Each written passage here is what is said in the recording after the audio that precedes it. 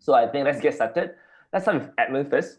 I think I understand that Inside Scoop has been in the market for more than 8 years. And at the moment, you have 27 brick and mortar offline store in Malaysia.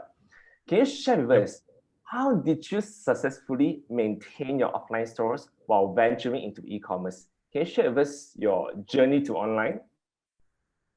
Well, the journey to online, I think I spoke to a few CTOs recently, right?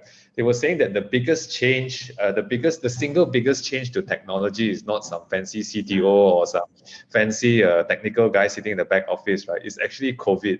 Like COVID actually pushed a lot of companies to whether it's digitalize their business, become more efficient and all that stuff. So I think we were actually in the process of going through that motion already. We are very early adopters for GrabFood. I think we are the third vendor for when Uber Eats first came to Malaysia. So we were going through that digital or that online thing over the last couple of years. And then COVID just sort of pushed us over the edge to establish our own online store, because previously our online store was largely around seasonal items like Mooncake Festival lah, Chinese New Year lah. We have a small online store, people buy mooncake and then that's it really. So it just sort of pushed us over the edge lah. And then the problem now is, how do we marry our physical presence and our online store presence so that thing is still very seamless. The customer experience is very seamless. Yeah. Right. It's very true. I think, I mean, you're right. E-commerce is just one of the ways of adopting digitalizations, but I think digitalizations should be cutting across horizontally across different business aspects as well, right? Yeah. How about you, Kim? Oh wait, ladies who are with us today, right? If you haven't visited Cocodry before, you must pay a visit to Kim's store one day. Cocodry provides like washes, blowouts, styling, hair treatment. I think even makeup too, right, Kim? Yes. Oh, cool. That's very cool. So Kim, can you share with us, how did you maneuver your business from an offline service base to basically to online right now? First of all, thank you so much for promoting my business. I would say that it wasn't easy at first because we started operating, we launched in December 2019. And MCO hit us 3 months later when we were supposed to have our official launch. So we had to put everything to stop. So partially I was nervous, and another part of me was kind of like excited. I started thinking, what are the opportunities available this MCO? And I have to agree with, like Edmund saying that this whole MCO actually speeds up our digital presence. And that's when we launched our e-commerce store. Wow, that's cool. I think I remember that you told me that you are supposed to open another store upcoming, right? Yes. What happened to that? I mean, how did you manage it? Yeah, and then after 2019, no, 2020, and then now it's 2021. We're supposed to launch our second outlet in Publica on the 1st of June. So as usual, we have to put everything on hold. So I have to say I'm getting used to it. Yeah. There's so many uncertainties, right? Yes. But I love how you are being so adaptive to the uncertainties. I think this is really the spirit that every business need to go through all these things, right? But I always believe that, in the middle of every challenge lies an opportunity, right? So I think it would be good if you guys can share with us, how are you seeing all these opportunities and based on these current situations, and how Inside Scoop and Cocodry are seizing these opportunities, like for example, by keeping the customers online, or how do you boost sales and things like that? What are the opportunities that you guys see from here? Maybe you start with Edmund first. Sure. So from our side, as I mentioned before, the opportunity is there because when we digitalize our business, we sort of discover new efficiencies or new business lines altogether. So that's quite interesting. But the biggest problem that we have here, because we are not purely e-commerce, we have very high overheads. We have huge overheads, right? As much as we would like to be a pure e-commerce company, we just manufacture the product and then we send it out. Sending out ice cream isn't as easy. You have to freeze it, and then you make sure that the cold chain is balanced and everything. And then we have, as I mentioned before, we have these large overheads that we have to cover, whether it's rental or whether it's physical store. So looking at the opportunity is that hopefully, in theory, when things come back to normal, the digital channels that we have established forms a cream or forms a layer on top of our physical store sales when they come back. Hopefully that's the theory that will hold up. If not, I think we have to relook at how we do business significantly.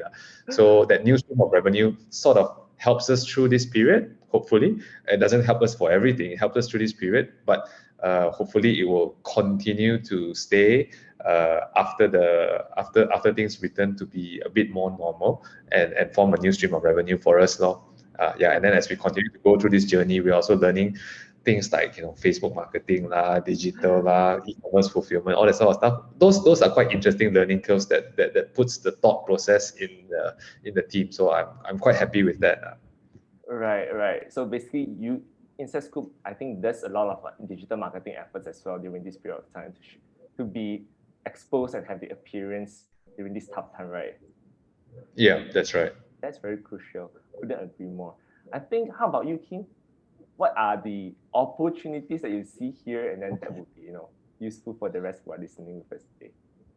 I think the problems that I face with Edmund is pretty much the same, especially when it comes to huge overheads, rentals, salaries, and stuff like that. So what we did was our team channeled all remaining resources to improve our online presence, because people spend more time on their phone now than ever. So then we just focus on maintaining relationship with our community. And also at the same time, we have launched our first online consultation. So where customers can just, book with us to understand their scalp and hair condition better. So the human touch is there, especially during this COVID situation where, there are a lot of times when you just look at a product doesn't speak to you, but people speak to you.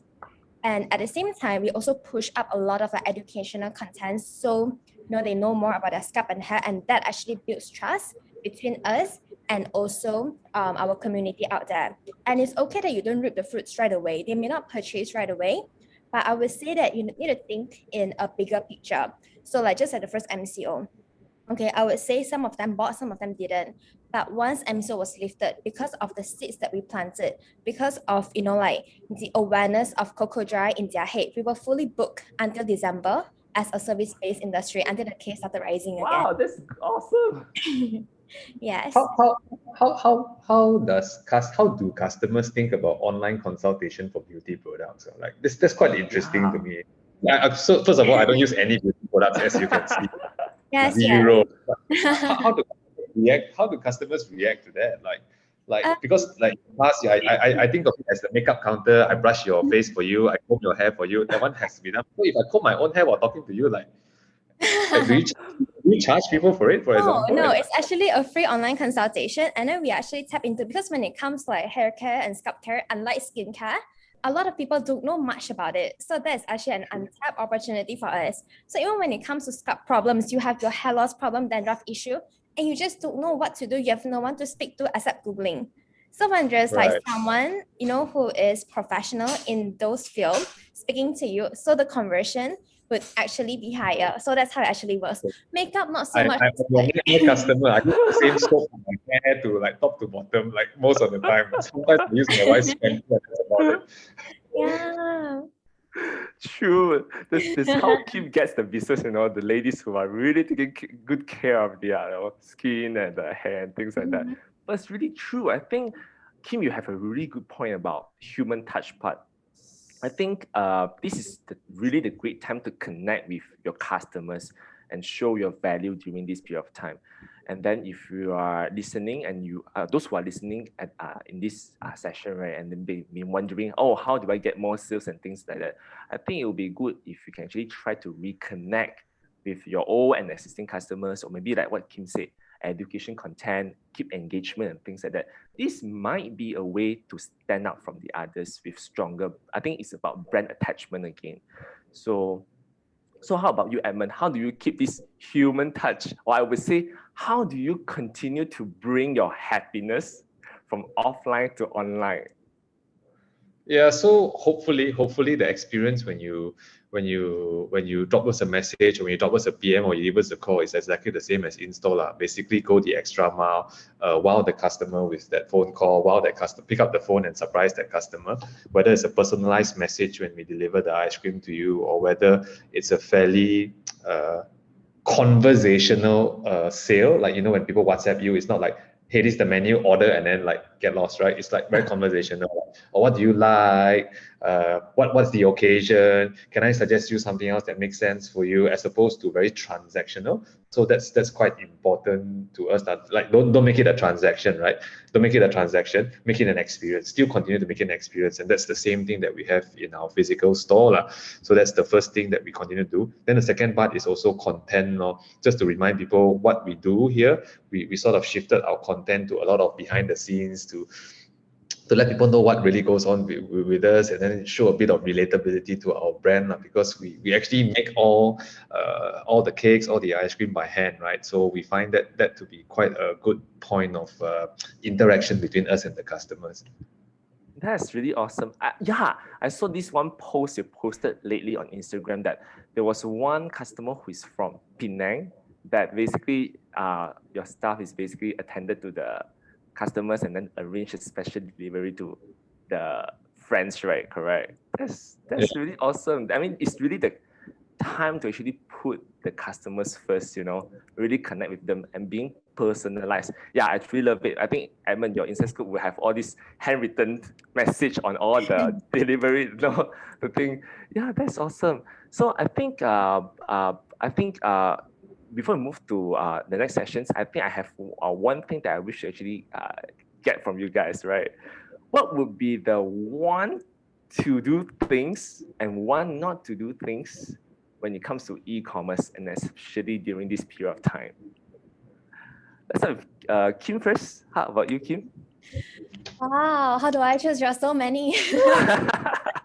All the lessons that I've and the mistakes I've made in the past and learned along the way. Only one. Not only one. Let's just list one of it that you think that it must be done by everyone. Yeah. I would say just top of mind. You have to be very persistent. It's a constant effort. It's not like you have an e-commerce store and sales will just come right in. You need to get customer reviews. You need to have good email marketing flows, because it drives conversion. Yeah, so I would say be persistent. It's a constant effort. Yeah, not just like, oh, now it's pandemic, I'm going to set up a market, not how to call it, a website to just sell things like that. I think you're right. It's just it's not like a service-based industry where customer loves the service and they would just come back to you naturally. But e-commerce store is not. There's so many options, choices out there. Like how do you keep them coming back? The competition is really, really tight, right? How about one, things to avoid or things that it can be done later or things like that? What would be the one thing that you have gone through it? This is the mistake that I could have done it better. What would be that one thing that we can learn? Why didn't you do it before the pandemic? Well, that's a good one, actually. We wanted to, but then we didn't have the resources to do it. So the pandemic actually gave us a reason to jump into it. Why didn't I invest earlier? So that I don't do this crap, and then cannot work from the office together. I have to remotely manage the online web store from home and then setting it up. And then when this guy is in Puchong, the other guy is in PJ. Like crazy. Why didn't I do it earlier? No, jokes aside, I think why didn't I do it earlier is definitely a strong takeaway from my side. But you did, though. You did do it way before the MCO. Yeah, but we could have done a lot more prior, right? So that's the thing that you could always do. Yeah, you can always do it. You can always do it earlier. Yeah, it's never too late to do so. I think that's a good point here, that you always prepare ahead of time, right? Not like wait until it's pandemic already and now I have to do it. But it's really not too late to do it, right? So but whoever plans for it, like a pandemic, right? I plan for a 20% decline in revenue, right? I don't know about him. We don't plan for a 60% decline. We don't plan for we thought, okay, if it's 20-30% decline, we can do a few things, we can boost a bit of marketing, we can work a bit harder, we can be smart about things, right? But when you start seeing 60-70% decline in sales, you're going to go like, shit. And some of us are more fortunate because we are in the F&B industry, but I'm sure Kim at the first instance, and I say amazing job to the service guys, right? Your sales really go to zero. That's really scary, and I don't know how you do it. I Very think scary. That was literally the story. first 2 weeks, like of the sales during the first MCO. But we are very glad that things, like kind of like picked up after that. Yeah, just to sustain, the operating costs. Yeah, it was Yeah. literally zero. It was very scary. Yeah, I think this could be a very good learning because I think there are a lot of service-based businesses out there that really cannot open their retail stores and really cannot really do the human interaction. So I think most of them are actually struggling. But Kim, you have a very good point here, is that how do you actually change it a little bit, switch the focus to basically selling products and also consultation, all this customer connection will be one of the key points that we can actually learn from here. But yeah, back to Edmund just now, what would be the one to do things and one try to avoid things that we should take note? I think we get it lah. Do it earlier lah. Do it earlier lah, for sure.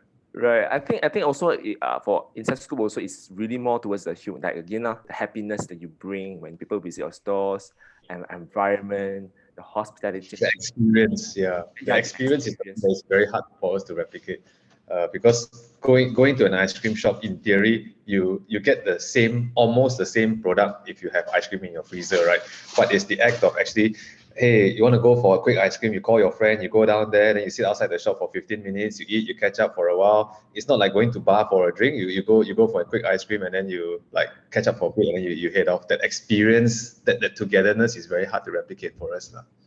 Yeah, but where Cocodry is basically doing this online, where it still keep the connection there, basically. Yeah. I think Edmund, you were saying that what are the things that's upcoming for example. So we have never forecasted that pandemic will happen, things like that. I think upcoming, right? I first read some articles about what would be the next thing. Have you guys heard about new retail and how do you do online merch offline and things like that? I think that would be the next thing that after the pandemic, and how do you merge on and offline experience together, right? So there's one thing that I was very curious.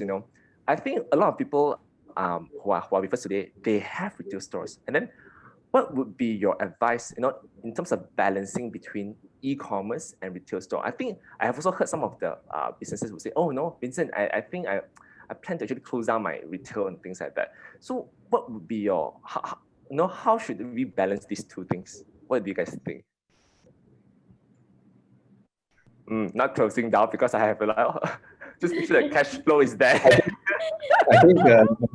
I don't know about Kim, but for Inside Scoop, we definitely still are focused on retail. We think that retail will come back after things happen, and you can see that trend in F&B already. If you look at mall mixes, if you look at shop house mixes, you can see a very large part of it is transitioning from retail to F&B. So F&B, I think, is going to be here to stay. The question is fulfillment of F&B. Is it delivery? Is it pickup? Or is it dine-in? So that's the whole point of it. How do we marry e-commerce into our physical store? That means one store can fulfill both e-commerce and also physical store and also delivery. I think that channel, that process needs to be in place now to do that one physical store can fulfill all three needs, as opposed to in the past, it was just, okay, shopping mall stores only do retail sales, and then maybe shop house or a warehouse somewhere just do fulfillment. So I think that shift has already happened for most operators, for most e-commerce operators with physical stores. I think that has already happened. Right. I think Siulin also have this similar question that how do you feel you had to pay rental for your shops or offices, or same goes to Kim, like when you're not using it. So for this part, I think it will be more towards that whether we see the value of having the retails to keep it after this, and then how do we engage the customers. Again, the physical would have an advantage from there, right? So I think to Kim, we have a question here from the floor, right?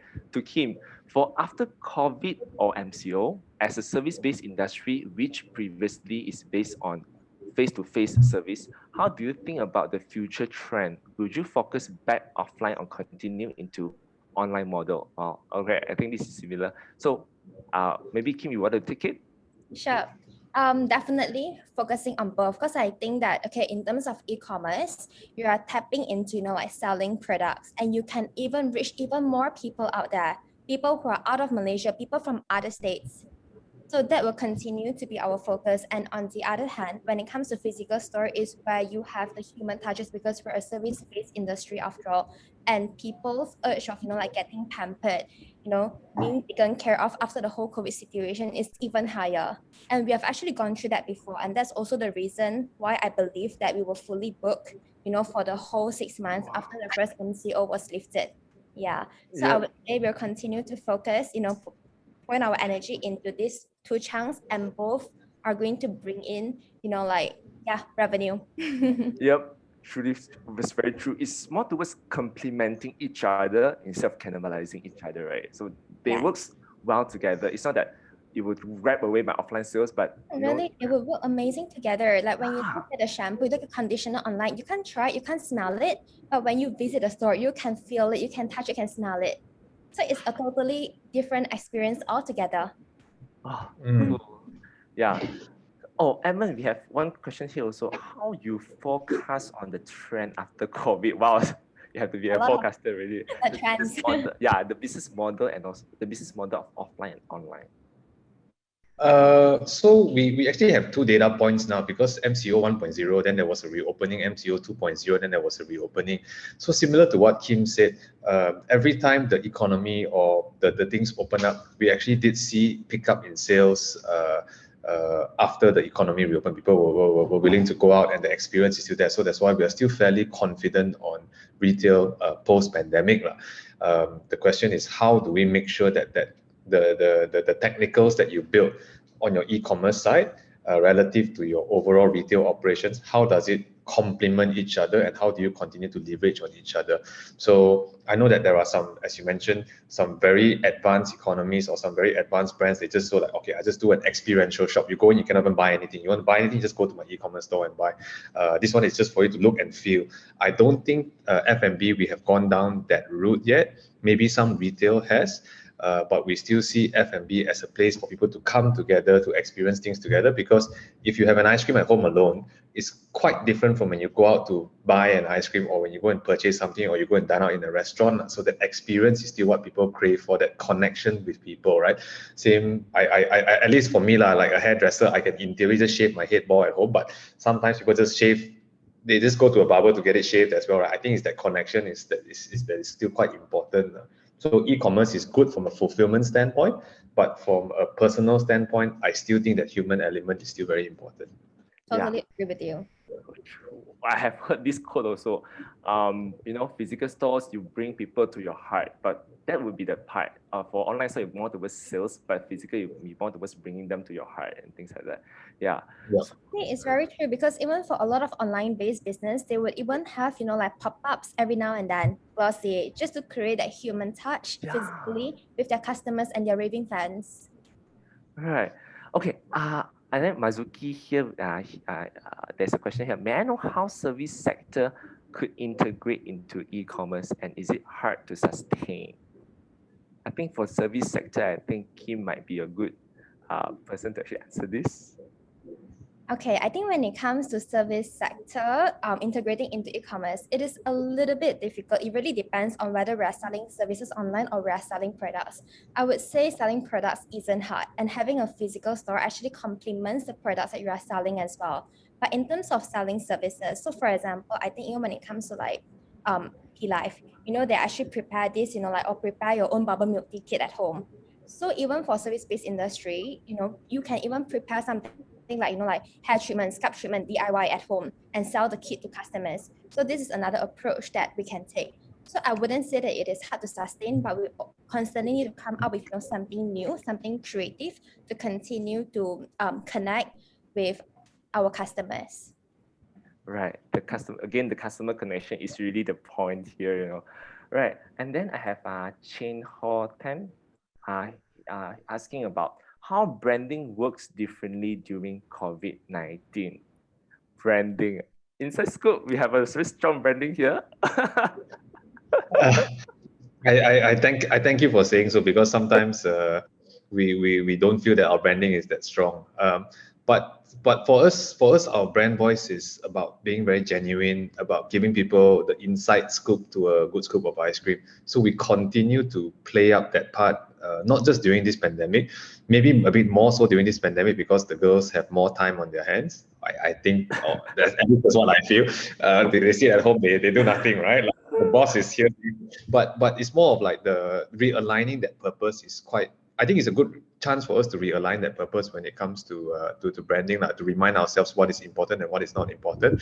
And we felt that giving people that inside scoop to a good scoop of ice cream is quite a good place to start, or a good place to refocus, which is why we do a lot more like behind the scenes, what it actually means to have that good scoop of ice cream, because we have all these amazing techniques that we use that the bigger commercial guys don't use. We need to let people know that and educate the market a bit more. So back to what Kim said, education and then experience, and then be true to the brand. No? Right. I think, yeah, I saw this very interesting question here. Like, Edmund, are you planning to sell inside scoop ice cream into supermarkets?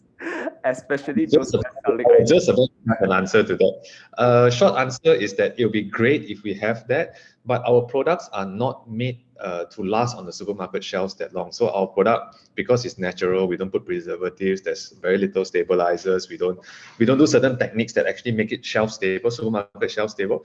We tried doing that during MCO 1.0, but first of all, we failed to stand out. Second of all, our product stability is not there. So the product don't last very long on the shelves, let alone at home after you bring it home. So we decided that it's not an important business for us yet. Further down the track, we may do it, but at this juncture, not yet. The product is not ready for supermarket shelves. Right. I think due to the time, already 10:30, let's take another last one questions. But I think I just started my e-commerce on MCO 3.0. Can you guys advise what is the first step to do with my marketing? How do I start my marketing? I'm really, really new. Well, Akmal, good that you are venturing into e-commerce right now, although you're new, but glad to actually take it up. So what would be your first step? What would be your first step to do marketing online for his e-commerce business? What do you think? I feel that for e-commerce, the good thing is that the barrier to entry is fairly low. So you can start from anywhere, from general marketing, Facebook marketing, ads buying, through to just being on marketplace and then participating on those Lazada deals, right? But as with anybody that comes and asks me for advice, is why are you doing this particular business? Are you fulfilling a particular need before you go into, are you solving a fundamental problem rather than just doing buying and selling? So try and solve a fundamental problem, and then make sure that the comms or the marketing that you have in place actually communicates the problem that you're solving, so that customers actually want to come to you to solve their problems. Does that make sense? Long answer, right? Very long answer. It's like brand building lah. Yeah. I think Kim also has been doing all these things very well. Like, the content that you guys are posting is about showing the value that what Cocodry is offering, what Inside Scoop is offering to the customers. Yeah, right. I would say like what Edmund mentioned is very true, but you have to like understand also like what you stand for. So when it comes to Inside Scoop, it's always about happiness, Inside Scoop. So you have to create, like content around that as well. Yeah, the consistency on the brand value and also the messages that you are sending out. Oh my God, I think we have really a lot of questions today. I'm so sorry guys, but we cannot accommodate to all the questions. But actually, you actually still have time for one more. We're just going to squeeze in because a whole bunch of great questions just came in. So Wintson, just pick one really good one and let's perhaps give them both to Chee and Edmund. Oh my God, this is like so pressuring. Like, oh my God, there's really a lot. Oh my God. Okay. Can you guys see the questions, Kim and Edmund? Let's just pick one that you guys feel that it would be like good to actually share. Yeah, on the Q&A session part. E-commerce, personalized. How do you think? Oh, okay. I think this is something new, not new lah, right? About machine learnings and AI to drive higher conversion rates and provides personalized recommendations, helping beauty seekers to find products for their skin type. I think it's more towards like how do we actually do a little bit more on e-commerce than selling, that how do you actually make automations and all these machine learnings. But is Cocodry and Inside Scoop doing such things really? Currently nothing to do with AI at this moment, but it's something that we are keen to explore in the future. But right now, what we focus on in e-commerce is more of like personalization in terms of like, okay, what kind of scalp problems, what kind of scalp products, and also come up with like an email flow for a better customer experience. Right. All right, I think Laurie, we are like running a bit of, I think for the rest, right, we will try to answer them like personally or like how. Like I really see a lot of questions. So thanks guys for type out some answers for them, no problem. Yeah, we can type out some answers for them. Yeah, just keep staying online here, then we will actually answer your questions in a while on the chat box, right? I think that would be helpful. All right, absolutely super. Wintson, do you want to wrap things up?